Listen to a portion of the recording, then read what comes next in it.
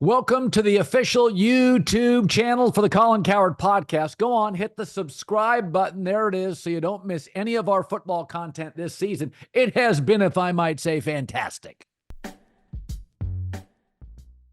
The NBA season's finally back. A new season means new ways to get into the action at DraftKings Sportsbook, an official sports betting partner of the NBA. Who's draining the threes beyond the arc? Who's crashing the boards and grabbing rebounds? Get behind your favorite players and the prop bets you can make on DraftKings, the home of NBA player props. If you're ready to place your first bet, bet on something simple. Pick a team to win. Go to DraftKings Sportsbook. They have an app. Download it and place your bet. First timer, new DraftKings customers, all you have to do is bet $5. That's it, $5. You'll get 200 in bonus bets instantly. So take it to the rack with DraftKings Sportsbook. Every point counts. Download that Sportsbook app. The code is Colin, C-O-L-I-N, for new customers to get $200 in bonus bets, betting just $5. Only on DraftKings, the crown is yours. All right. Instant reaction.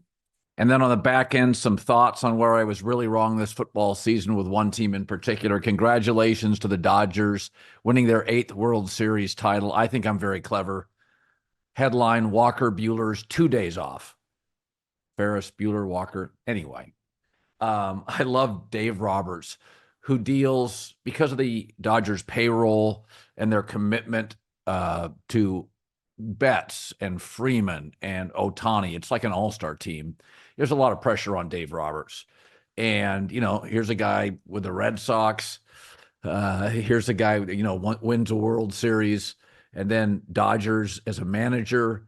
And I just think he's a classy guy who's taken a lot of shit. And he did a great job, a masterful job of not only managing the team, but managing his resources. Now, I felt very strongly tonight that it was going to go back to LA and the Dodgers were going to pitch. At least I thought this in the 8th inning. They were going to pitch Yamamoto and Walker Buehler, their 2 best pitchers, at home. Whereas the Yankees just expended Garrett Cole, so he's done for the series, and they go on the road. But I really thought, as much as the Dodgers won tonight, I thought the Yankees, and I thought they were the inferior team. I thought they gave the game away. And the 5th innings was the craziest thing I've ever seen. Over the course of 10 minutes, Aaron Judge, with a 5-0 lead, drops a routine fly ball. It was the kind of ball that if you were playing catch with a friend, he drops a routine fly ball. Then Volpe at short hops a throw to third. And then Garrett Cole, who had a masterful 108 pitching performance, doesn't cover first base. It was like, you would think that was a bad spring training performance. You'd get chewed out after a spring training game. To be in a World Series game and have 3 miscues, one after the other, is just insane. And then the game is tied. And then I felt like the Dodgers were playing loose and with house money.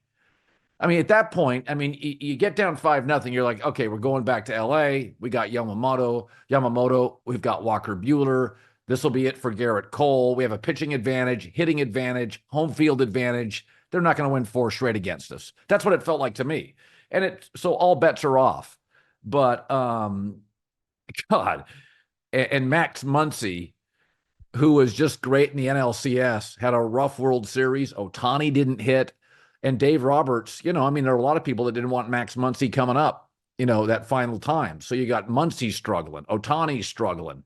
And remember, Jack Flaherty, who the Dodgers got, there was a story last week, I think it was in the LA Times, where his velocity had come down. So, he didn't look like, he had his best stuff. So after the bullpen loss yesterday, Flaherty struggling today, you're thinking, to me, it was just like, okay, you're going home. Yamamoto, Walker Buehler's stuff is nasty. You're in great shape. I've been taking notes for 4 hours. So I got so many notes.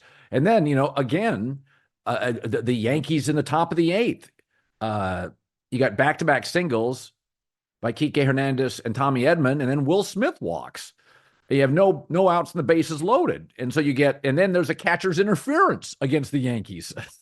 So, God, it's like the 5th and the 8th. It was just time after time the Yankees, as I said before, I don't watch a ton of baseball in the regular season. I mean, it's on in my house with the Dodgers. When I worked at ESPN back east, I always had the Yankees or the Red Sox on. It was the Yes Network or Nesson. I watch my local team, right?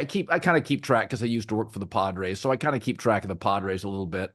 But this was a game in which the Yankees just kept giving the Dodgers every break in the fifth inning and the eighth inning, and catcher's interference and errors and free passes. And the Dodgers eventually, took advantage of it. So, it's interesting.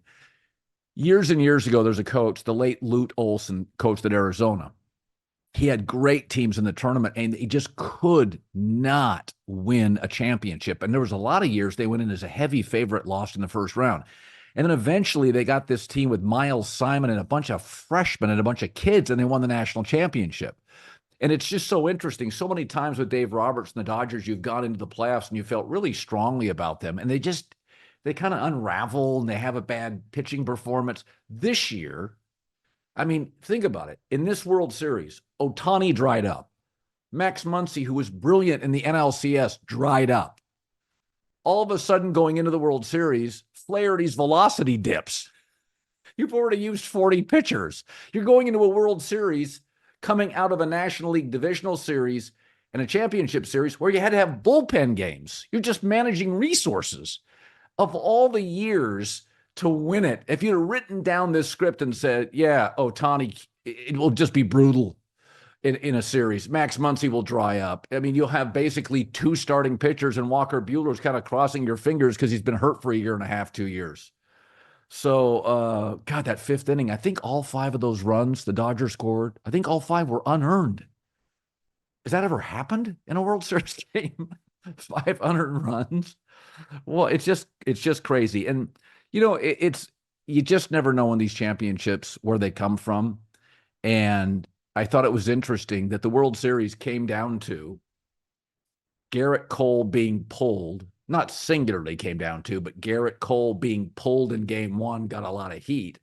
And then Garrett Cole not covering first kept that fifth inning going for the Dodgers. So Garrett Cole, who was, the best pitcher in the series for either team, I think, ended up being so crucial, probably pulled a little early at 88 pitches.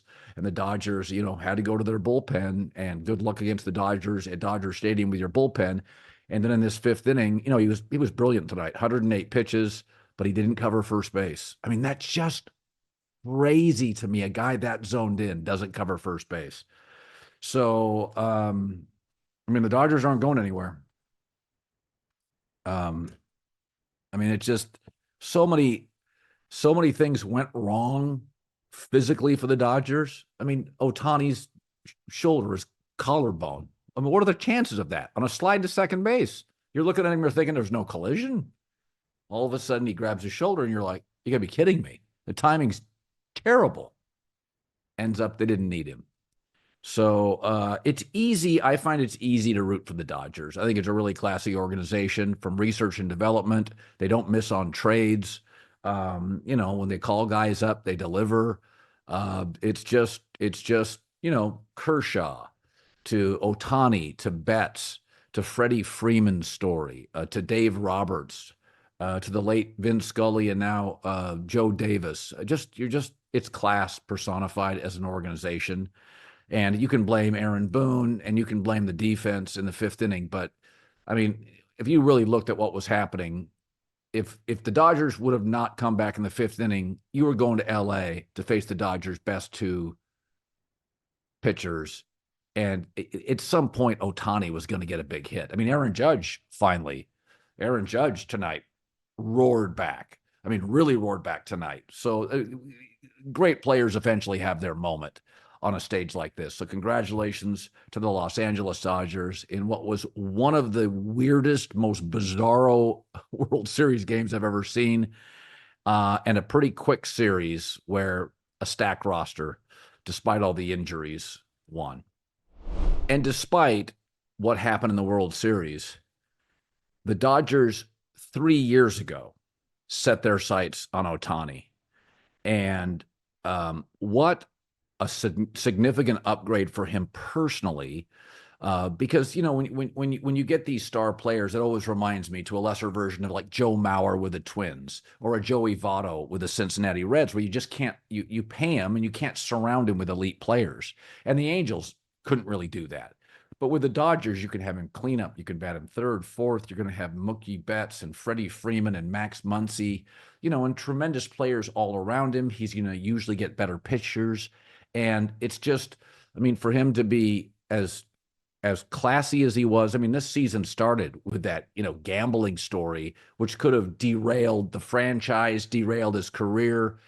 And he was just poised, under control, beloved in the locker room, fit right in. And it feels like there are just certain players. It's like Aaron Judge needs to be a Yankee, right? Like Ohtani really needs to be a Dodger. It's nothing against the Angels, but they're just, the Dodgers have more resources and the Yankees have more resources. And there's just a handful of teams that can surround these great players with better players so they get better pitches.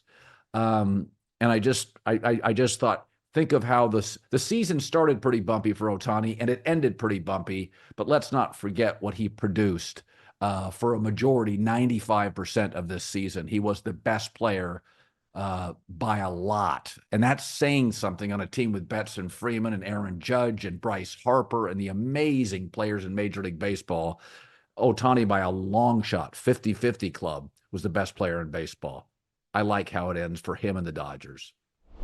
Well, the Jets have had an abysmal season, even with Aaron Rodgers. They moved on from Robert Saleh, and now the defense stinks. Maybe it's time for Aaron to think about resting on his laurels and appreciating the good times as he rides into the sunset. And I think I know the thing that he can take with him to enjoy retirement. Let's see. Here. Amazon. Let's see. Oh, that's nice. I was looking through several tablet options on Amazon and ordered this smart pad yesterday. It's beautiful, actually. He can watch all his old highlights. Now, with the Jets, most of them will be in a losing effort, but he could read up on options for life after football. Aaron faces the Texans Thursday, only on Prime Video. Read up, Aaron. You'll need it. Forced to go rogue, hunted from within. This is Call of Duty Black Ops 6. Developed by Treyarch and Raven, Black Ops 6 is a mind-bending narrative and unbound by the rules of engagement. This is signature Black Ops. Dynamic moment-to-moment gameplay, including a variety of play spaces, blockbuster set pieces, action-packed moments, high-stakes heists, cloak and dagger spy activity. Best-in-class multiplayer experience. You'll test your skills across 16 new maps at launch, including 12-core 6v6 maps and 4 strike maps that can only be played 2v2 or 6v6. Marking the epic return of round-based zombies, the fan-favorite mode where players will take down hordes of the undead in 2 brand new maps at launch. You can look forward to even more exciting maps and groundbreaking experiences, dropping into both multiplayer and zombies. So Call of Duty Black Ops 6, spy action thriller set in the 90s by the end of the Cold War, the rise of the U.S. as a single superpower. Head over to callofduty.com/Black Ops 6. Get in the game. Call of Duty Black Ops 6, available now. Rated M for mature.